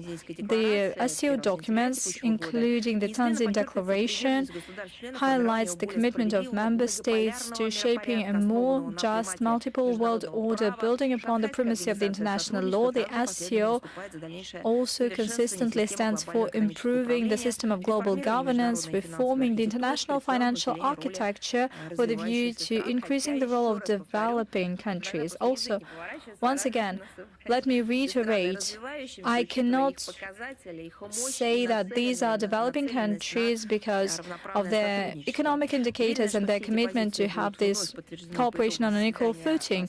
I am positive that all these positions will be reaffirmed following the session of the Council of Heads of Government. Thank you so much. The second question, Brazil hosts the COP30 conference on climate change, and for the first time ever, the US has not sent a high-ranking official to this conference. What's your take on that, and what is the role of the Global South, including China, that stick to their commitments, and how do they advance the green development in the current context? I believe that you should ask this question to them, and when it comes to our position regarding the US participation in these formats, and whether they continue to participate regardless of whether they come to this event or not. Well, for starters, let me say that I would like to reiterate something that is an ultimate truth. Global change is a universal issue, and it should be addressed only by coordinated efforts of the whole international community. That is also clear. You can have as many borders and as many quotas on the airspace, but nevertheless, they do not hear us, and we should perceive it in a comprehensive way, and we should face these comprehensive tasks. And in this context, non-participation by the US in the COP30 does not benefit the convention. The White House refused to implement the national measures to restrict emissions, and this will make the global efforts under the Paris Agreement more difficult, because the US is the top country when it comes to greenhouse gas emissions. We're talking about some 11% of the global emissions. Although the Americans withdrew, but formally this process will be completed on the 27th of January 2026, within a year after their notification. The Paris Agreement still is in effect because there are over 55 member states, and they account for over 55% of all greenhouse gas emissions. At the same time, Washington is also the party to the UN Framework Convention on Climate Change. This is the key international legal tool in this area, and they still have their basic commitments. The US can participate in the negotiating process within the Framework Convention, including the auxiliary bodies that develop decisions to implement the Paris Agreements. As for the Global South, we see that they are interested in the global green agenda and in combating climate change and mitigating climate change. Basically, we see that China is gradually strengthening its leading positions in renewable energy. Emerging economies participate in the international cooperation on climate change, and it is essential in terms of access to financing and technologies that are necessary for their sustainable development. Having said that, we count on an active and responsible as well as efficient participation of a greater number of the international community members in our collective efforts to combat climate change. Thanks a lot. Thank you. Reuters, are you here with us? Madam Zakharova, good day. We have basically three questions to you and the same topic, Russia-US relations. I'd like to ask, at this point in time, are there any contacts between Russia and the US at the level of foreign ministries? When might there be another telephone conversation between Minister Lavrov and State Secretary Rubio? And what is the take of the Russian Foreign Ministry on the current level of relations between Russia and the US? Without any irony,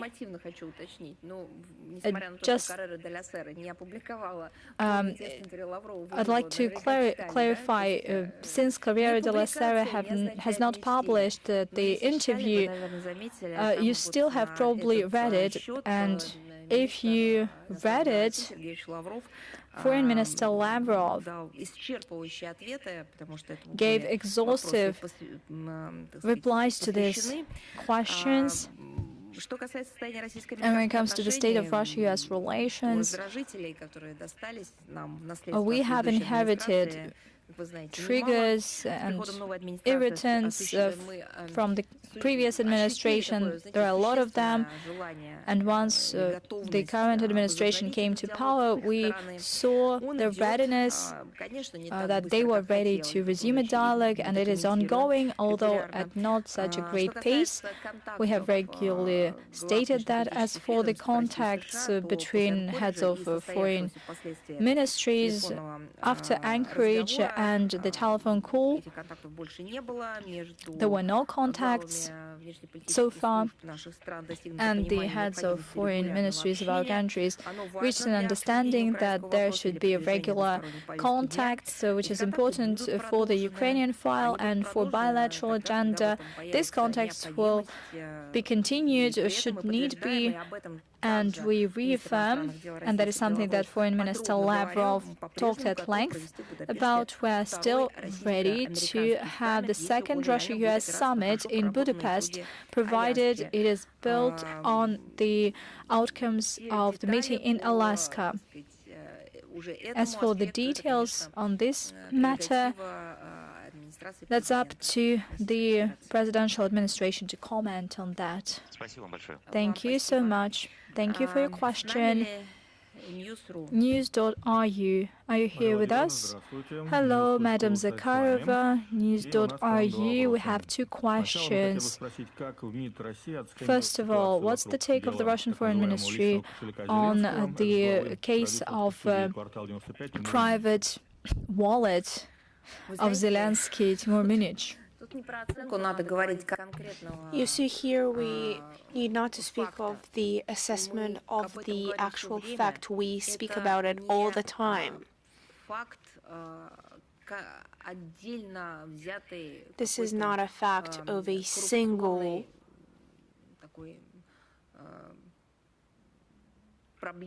corruption issue. This is a world scale, international mafia, criminalized, bloody. Hydra that is basically wrapped around the whole planet and is trying to pump out money from the pockets of taxpayers of the Western countries into the pockets of the representatives of their elites. They've come up with this global system. How to use these means, because it's not to wash them because it's impossible to wash them, but just to pump them and to redistribute them in their own pockets, in their own corners, in hiding spots. So this is a global mafia connected with corruption schemes around the world, with illegal markets of arms distribution. This horrible scheme that many years ago was worked out.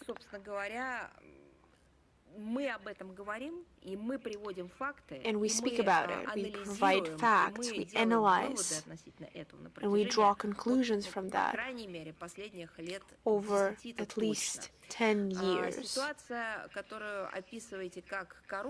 The situation that you describe as corruption was present in the state of Ukraine in the 90s. You could speak about the corruption, about the chaotic nature of what is taking place. Right now, it's a conglomerate. It's a horrifying international unity, dirtied by blood, and it's shedding blood all around, and trying to pump the Western means back into the West, but in a new way. And during the pandemic, we have said a lot about the trenches that were coming through the European Union, European Commission, and other institutions. They were providing millions and dozens of millions in order to assist the democracy in Ukraine or economy in Ukraine. You could start the clock that within a few weeks or a month, the representatives of Ukrainian elite start purchasing luxurious items, and this money in parallel return to the very same banks they came from, just two different accounts, private, corporate, and other kind.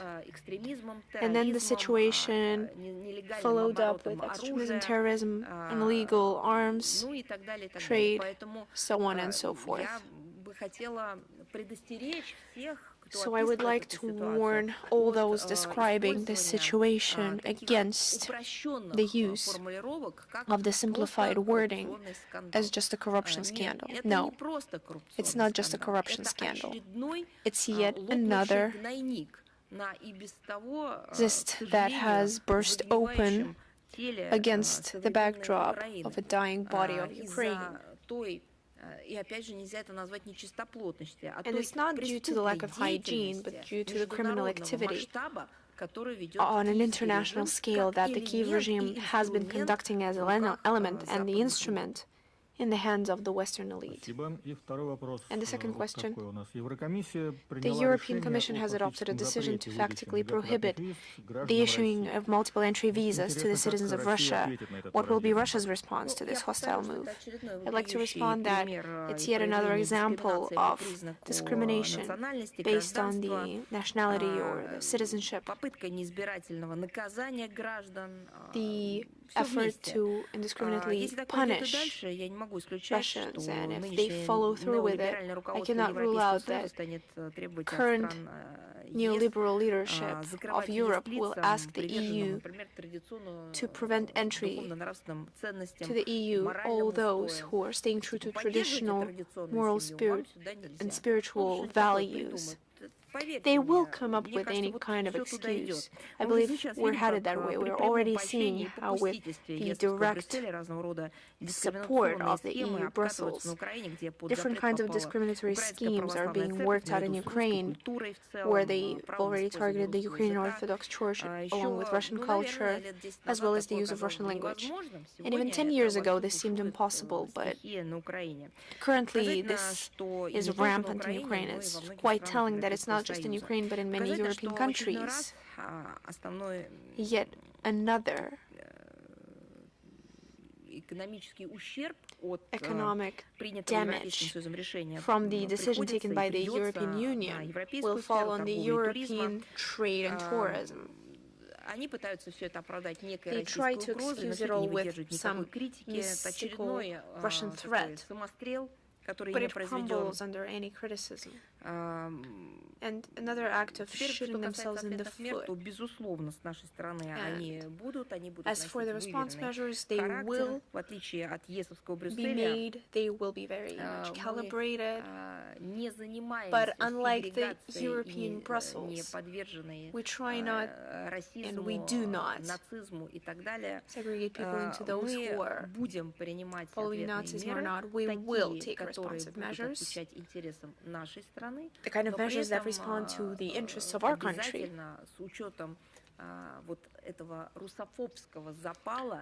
But also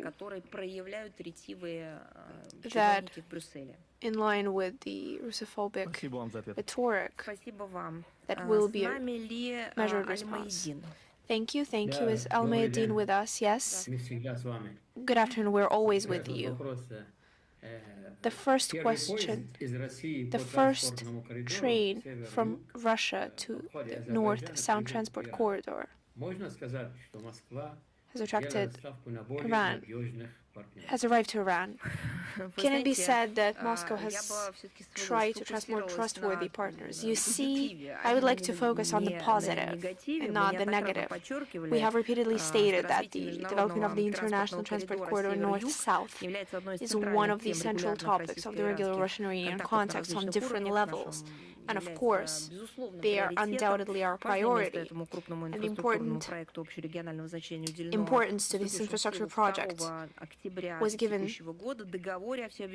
in the contract on the Comprehensive Strategic Partnership between our countries that entered into force on October 2nd, and the International Transport Corridor North-South was created based on the Intergovernmental Agreement between Russia, India, and Iran that was signed on September 12, 2000, and I believe this rules out any speculations. As for what partners that are deemed trustworthy or untrustworthy, that is just a powerful project that is being implemented for a long time that disposes the transferring of shipments through three routes: the western that comes through Azerbaijan and Iran, the eastern that comes through Kazakhstan, Turkmenistan, and Iran, and the maritime route, the Trans-Caspian route. It uses the main ports of the region. The corridor plays a key role in providing transport interconnectedness of Eurasia.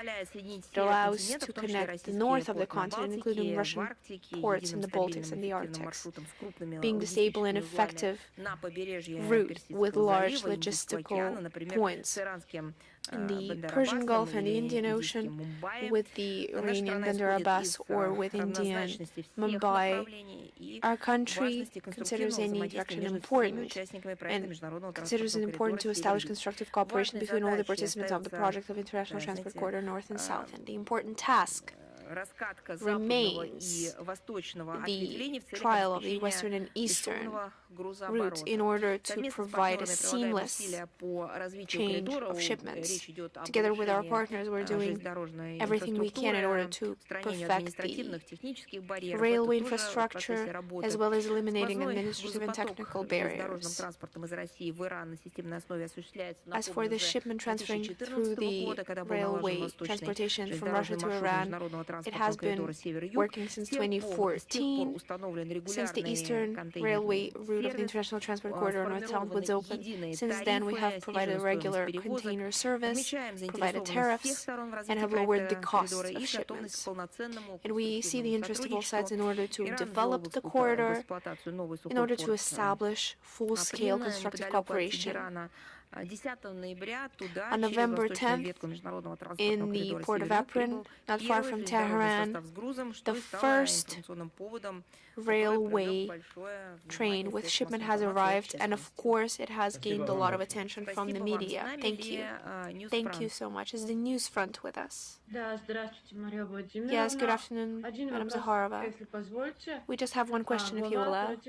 The head of the operative commanding of the Bundeswehr, General Lieutenant Alexander Zolfrang, has stated that Berlin is ready for a war with Russia and can help transfer 800,000 officers of NATO to the Russian border. What is Russia's assessment of this statement? What kind of consequences is Germany facing in the event of this happening? You see, it's the same person who stated that Russia at any point could attack NATO. Do you remember? Could tomorrow launch a strike against the territory of alliance, and according to his words, by 2029 we will be ready for a full-fledged attack. He said and stated so much. You see, such statements from the NATO representatives are heard on a daily basis. It appears that it is all part of plain campaign on psychological preparedness of their nations in order to wreak havoc, to wreak fear, just to excuse their mistakes, their crimes, and of course to describe why such catastrophic events in the economy are, and of course, to wash themselves of any kind of responsibility. And if this crazy idea to attack our country is harboring in their heads, then they should have no remaining doubts that we will respond using any kinds of possibilities that we have. And this has been repeatedly stated by Russian leadership. And I believe that we're tired of repeating it, but we will continue to say it again and again that we are harboring no plans whatsoever of attacking NATO. At the same time, any measures to ensure security against the alliance enlarging their contingents near our borders are already being taken right now. To put it shortly, we're ready for any turn of events. At the same time, we're always operating on the logic of peace, friendship, and mutual cooperation. Thank you. Thank you. Is Anadolu with us? Good afternoon, Madam Zakharova. We only have one question. Leader of the Transitional Period of Syria on November 10th visited the United States. Could you comment this visit where certain significant results were achieved? I'm not sure this issue requires any further specific comment on our side. We operate that these assessments have been given through the official representatives and agencies and the representatives of these contacts. If you have no further questions, then we're moving on.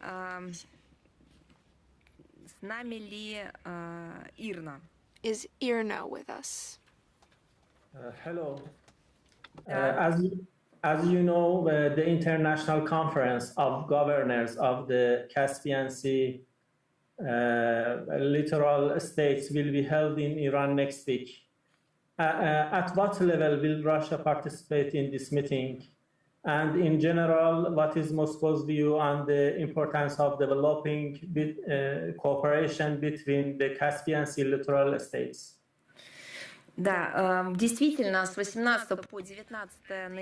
Yes, it is true. On November 18th to 19th, Russia will host for the first time the meeting of the Caspian states and its governors, and the initiator of its meeting was the Iranian side and Russia's side regions, the Republic of Dagestan, Kalmykia, and Astrakhan region, plan on participating in this event at the highest level. It is planned that heads of regions will consider a wide range of issues of cooperation, including the economy, investments, transit, logistics, the investment of the international transport corridors north and south that I've spoken a lot about today, as well as the ecology, the environment protection of the Caspian Sea. And we believe that this meeting highlights the exceptional responsibility of the Caspian states, including the state of affairs in the Caspian Sea, response to the demand for solving tasks due to the development of the region in its growing role in the region, as well as forming new architecture of indivisible security. We wish all kinds of success in the development and the best results to this conference. Thank you so much. Is Dunya News Pakistan with us? Good afternoon, ma'am. I'm Shahid Guman, correspondent, Dunya News Pakistan. Thank you for taking my question. I have two questions today. My first question is, I previously inquired about the draft readmission agreement between Russia and Pakistan. At the time, you mentioned that the draft was under discussion and that Russia is prepared to consider easing entry procedure for Pakistani citizens following the signing of an intergovernmental readmission agreement. My follow-up question is, have there been any recent developments regarding this agreement? And until it is finalized, is Moscow considering easing visa procedure for Pakistani citizens? I can reiterate that the intergovernmental agreement on the readmission is a necessary requirement in order to change the admission process for the entry into Russia, and we consider the negotiations with Pakistan on the draft version of this document. I will circle back in order to tell you if there are any more details, but the work continues. In light of the current Pakistan-Afghanistan border tension and recent clashes, does Russia intend to play any mediating or diplomatic role to promote peace and stability in the region? The tension in the Afghano-Pakistani relations remains a point of concern not just for Russia, but due to statements from international capitals of the international community as a whole. Together with our partners, we call on Kabul and Islamabad to solve any disagreements through diplomatic means. As you know, Russia is always ready to contribute to peace if there is such need for the conflicting sides. We have such kind of experience and we're ready to assist. Thank you so much. Is the Voice of Fatherland with us? Good afternoon, Madam Zakharova. The Voice of Fatherland is with you. In Ireland, in the presidential elections, Catherine Connolly won the election, who is openly standing against the militarization of Europe and denounces the role of NATO in escalating the situation with Russia. Ireland traditionally stood aside from the anti-Russian line of Brussels, and the new president could strengthen that course. What do you think? Could her victory be a symbol of an important turn in the relations between Ireland and Russia? It is true that we have taken note of the victory in the presidential elections of Ireland. The representative of the left party, Catherine Connolly, who has taken the office on November 11th, and it's quite important that according to her campaign statements, she's staying true to more balanced approaches when it comes to relevant international foreign policy issues. And she's quite critical on the Western policy in the Russian area, and she stands for the neutrality of her country. Those were her campaign statements. Of course, we will see how it continues. Let me just remind you that Ireland is a parliamentary republic, and the key decisions on foreign and defense policy of the country are taken by the government headed by the Prime Minister. Current Prime Minister Michael Martin and his team clearly claim that they are committed to the Brussels common EU anti-Russian line, including when it comes to Ukraine. They constantly stand against or stand for sanctions against our country and bringing Russia to justice and so on. The ruling right-center coalition basically opted to erode this constitutional ban on the state's participation in military conflicts, and this could dismantle the military neutral status of this country. In any case, we will judge not by words but by deeds. And at the same time, let me remind you that Moscow has always stood for a meaningful dialogue and win-win cooperation with all the responsible members of the international community, provided they respect and take into account Russian national interests. Thank you. I have the second question. In his recent statement, German President Frank-Walter Steinmeier claimed unprecedented threats against Germany. He put the blame on Russia partially, including Russia allegedly supports far-right forces. He said, never in our history has democracy and freedom faced such an attack? What do we have to do with that? I'm sorry for interrupting you, but that is just absurd. Recently, Macron remembered these bugs, but he said that Russia spreads fakes on bugs in France. But I'm sorry, but this follows the same line. Well, it's just a funny matter for us, and we can only laugh about that.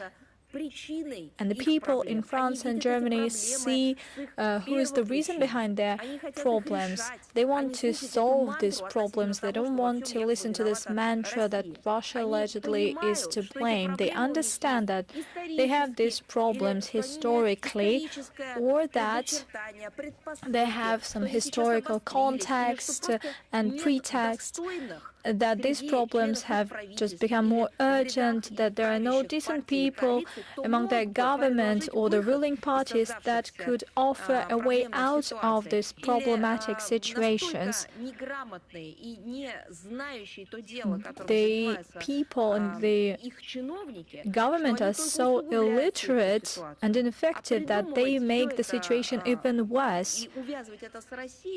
Inventing this and putting all the blame on Russia is just a dead-end street. You remember how many years they've been saying that Russia could not be considered a democratic country because allegedly, it has the signs of censorship, or there is no freedom of media. But take a look at what is happening. Yesterday, the BBC said sorry to the US president that it censored his statement that looked like an opposite position to his position. And these took a scandal and an investigation. After the visit of Donald Trump to London, take a look at what is happening in the Italian media outlets. They got answers to their questions, but they do not publish these answers. They make censorship, and they say they don't have space for this interview. They want to present something that is at odds with the actual interview. An interview with the Russian foreign minister. Such examples abound. There are problems, there are crimes against journalists, and to my deep regret, there are even killings of journalists, and this happens in all countries. But only our country and, well, several other countries are a source of concern to the international community. Well, actually, it's not an international community, it's the Western community. They just meticulously scrutinize the investigation, and they chastise this investigation, and they follow all these problems and draw inconsistent conclusions. What about their countries? How many crimes have they committed regarding their own journalists? There were a lot of cases in point. They arrested them, they beaten them, they killed them due to various reasons. There were criminal cases, there were political cases as well. Reasons were different, and so what? They have never drawn any kind of conclusions regarding themselves as compared to what they did with regard to Russia. These are not double standards, this is lacking standard. And in Germany, it is becoming good manners to claim that all the mistakes and all the blunders of the government were made because of Russia or because of China.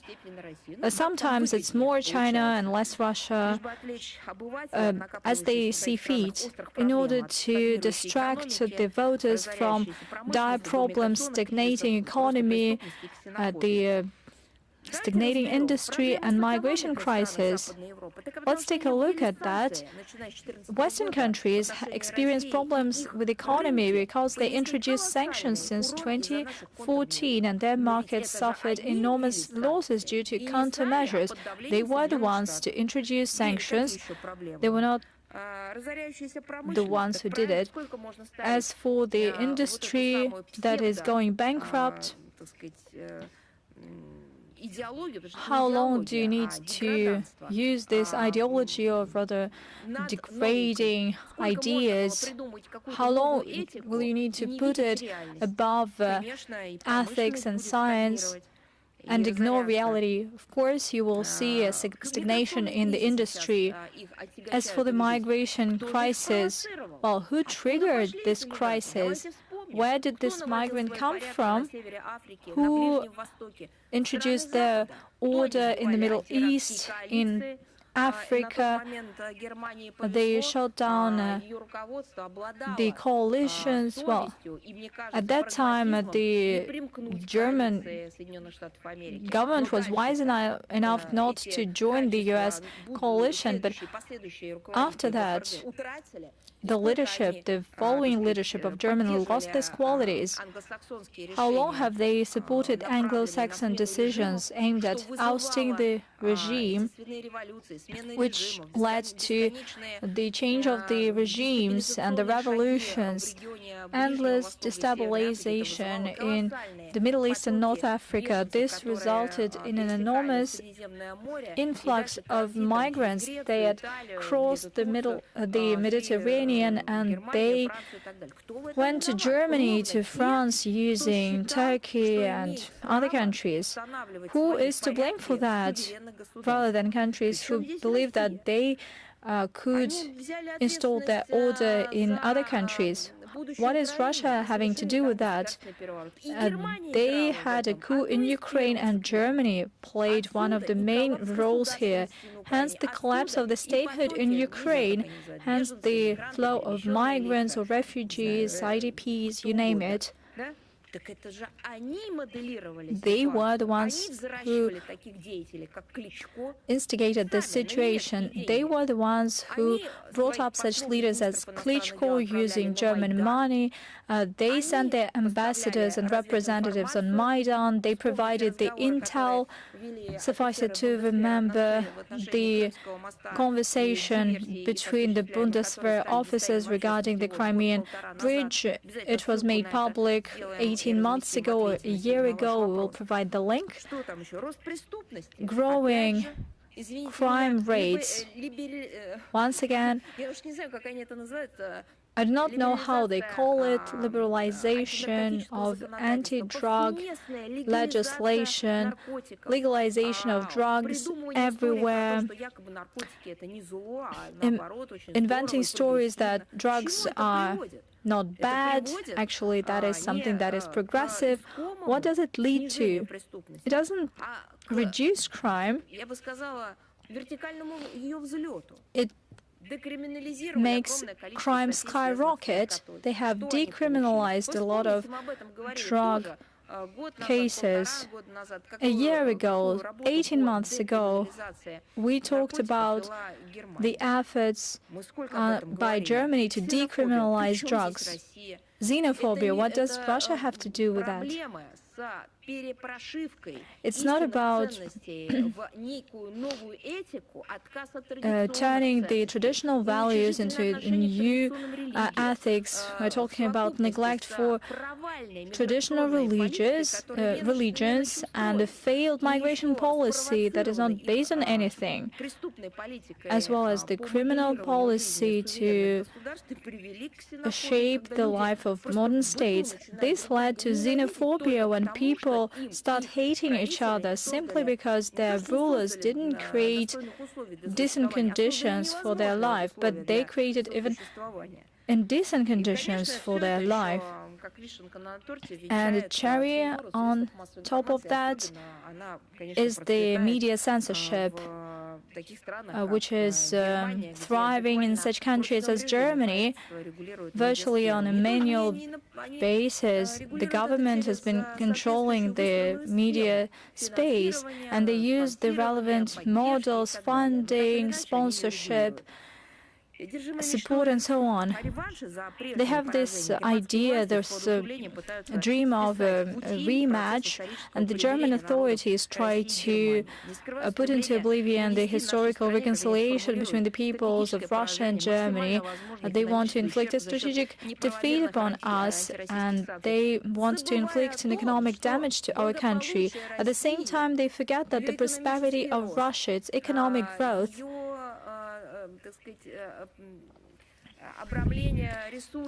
and providing resources, trade, cooperation, this has always benefited the Western Europe, and it has all been put into oblivion by their establishment. They fear the looming Russian threat, and they have unfolded this aggressive Russophobic campaign, as well as the militarization of the country. It is well known from the history how it all ended up in the past, and the officials in Berlin should have long drawn painful but useful and necessary lessons, but that is only possible in one case, when there is still common sense and sobriety. But when we see, in case of the current leadership and previous leadership, when that is lacking, or when they have lost this common sense, then they will keep on repeating these mistakes, obviously. Moving on. After E, are you here with us? Hello. Well, thanks a lot, Madam Zakharova. Hello, Ruslan Pankratov. After E, first of all, let me thank you for the very bright statement at the 5th International Forum that you made yesterday. We discussed it a lot, and we quoted you a lot. We have 3 questions today. Today, the behavior of the Baltic states shows that they depend on the U.S. policy. Is it possible to resume any diplomatic sovereignty with them? Has there been any official response from Riga regarding this forced deportation of our compatriots? You know that the Baltic regimes continue to consistently pursue the aggressive policy against Russia. There was a set of hostile steps by Latvia, Lithuania, and Estonia. State dialogue has been halted, as well as inter-state interaction. Our diplomatic relations have been decreased, and we have reduced the number of diplomats. As of now, there's been no resumption of dialogue. Vilnius, Riga, and Tallinn have been consistently implementing the policy of forced de-Russification of public space and educational space. They've been encouraging neo-Nazism. Unfortunately, the current geopolitical context allows the Baltic nationalists to use the mentorship of Western sponsors to feel that they are immune.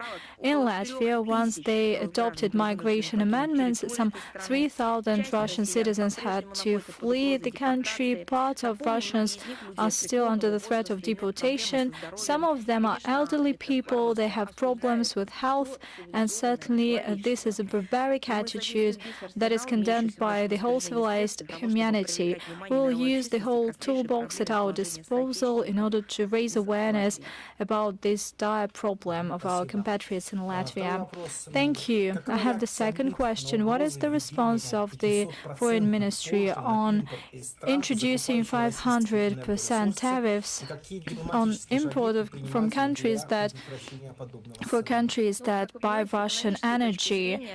Well, you know, from the economic standpoint, imposing 500% tariffs on goods from third countries that buy Russian oil and gas, well, is something that is absurd and that is similar to completely halting trade relations with countries, because Russian energy is supplied to dozens of countries all around the world, including Europe, Asia Pacific, China, India, among other things.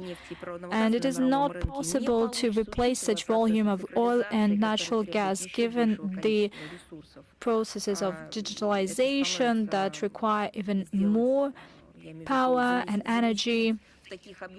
This task is becoming even harder or even impossible. Experts understand it full well.